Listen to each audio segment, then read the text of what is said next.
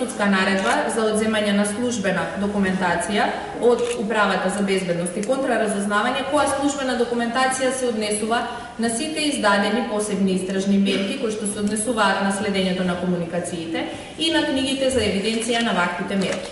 Другата наредба, која што специјалното јавно обвинителство ја прибави од судот, е наредба со која што наредба за претрес на компјутерски систем и компјутерски податоци.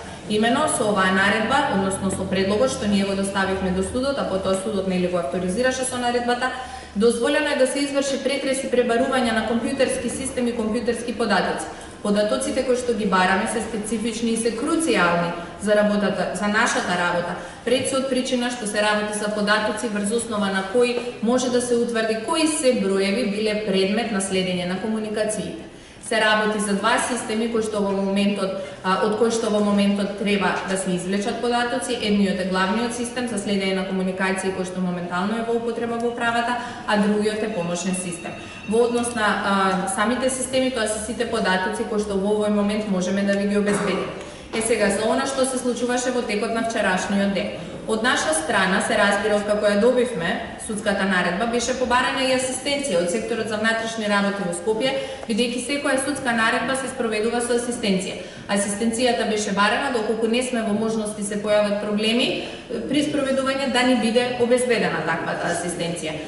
Од страна на Управата за безбедност и контраразузнавање бевме примени и подолг период се убедувавме за тоа дека треба судската наредба да се спроведе. Судските наредби им беа врачени од наша страна, формирана е комисија од страна на Министерот за внатрешни работи, се разбира исто така по наше барање, за да и Министерството за внатрешни работи има целосен увид во целокупниот процес на влечење на податоците за подосна, да не се каже дека специјалното јавно обвинителство правило нешто самостојно и противзаконски. Во комисијата има и членови од Управата за безбедност и контраразузнавање.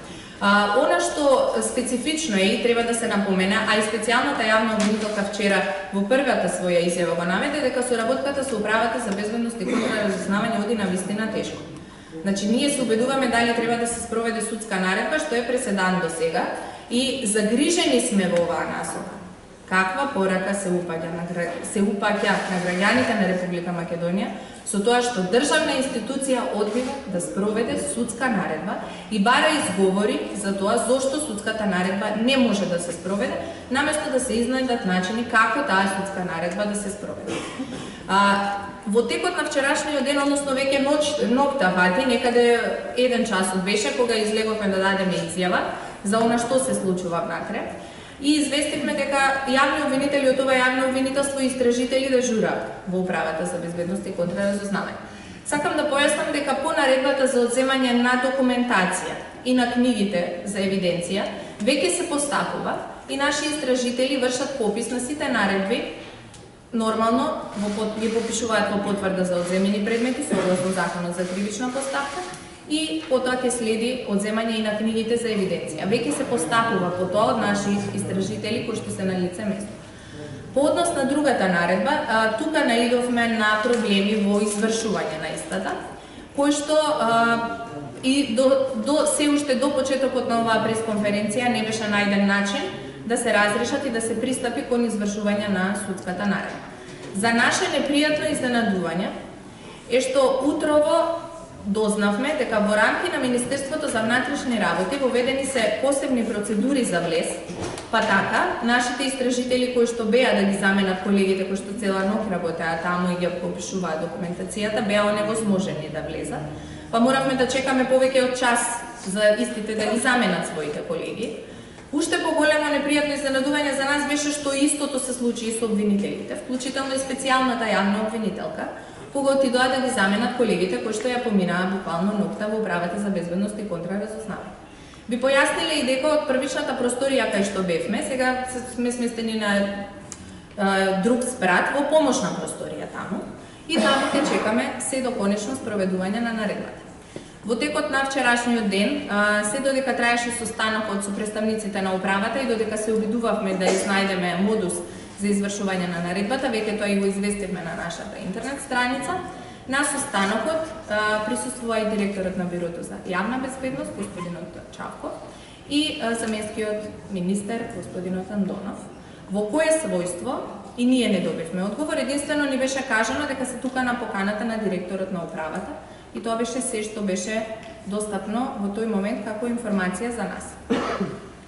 Сакам да кажам дека и ќе ја повторам специјалната јавна обвинителка, ние треба да ја спроведеме судската наредба. Се работи за судска наредба и нејзиното спроведување е задолжително, особено што предмет на судската наредба се податоци кои што се од исклучителна важност за работењето на ова јавно обвинителство. Токму поради тоа, во текот на вчерашниот ден беше направен обид, верувајте, најпрво на мирен и еден сосем културен начин да најдеме механизам на соработка. Меѓутоа, со оглед дека истото не се случи, бевме приморани и нукта да ја поминеме таму и верувам дека и така ќе биде и во наредните денови, се додека не се изнајде механизам за извршување на таа судска наредба. Пред да преминеме на прашања, би адресирала уште еден момент од текот на вчерашната вечера, тоа е кога излеговме надвор со специјалната јавна обвинителка. И јас се обидов да кажам дека за жалење е кога имаме ситуација да државна институција не спроведува судска наредба и како тоа обичниот граѓанин да го свати, која е улогата на судовите кога државните институции не ги спроведуваат судските наредби. Нас не беа поставувани прашања за вработени лица во ова јавно обвинителство. Јас се обврзав дека ќе обезбедиме одговор, транспарентно и отчетно, како што досега тоа сме го правиле, и еве го одговор. На 1.10. оваа година објавен е оглас за 37 работни места, се извинувам, за 12 работни позиции, вкупно се бараа 37 работни места. Огласот беше објавен во весниците Утренски вестник и Кога. Рокот за доставување на документација по огласот беше 5 дена. Добивме 41 пријава за 37 работни места. Имаме статистички податоци кои што во овој момент не би ве оптоварувала доколку не се предмет на понатамошен интерес, би преминала исклучиво на интересот што вчера го презентиравте за лицето за кое што вчера ме прашувате. Точно е дека тоа лице нема проблем, јас ги имам сите податоци од огласот и знаем дека ќе биде предмет на интерес и покрај поважните работи, меѓутоа сепак ние сме тука транспарентно да одговориме така на сите прашања од интерес, па се разбира кога не сме го исполнили очекувањата на јавност. Значи, ве молам сега да преминеме на одговор.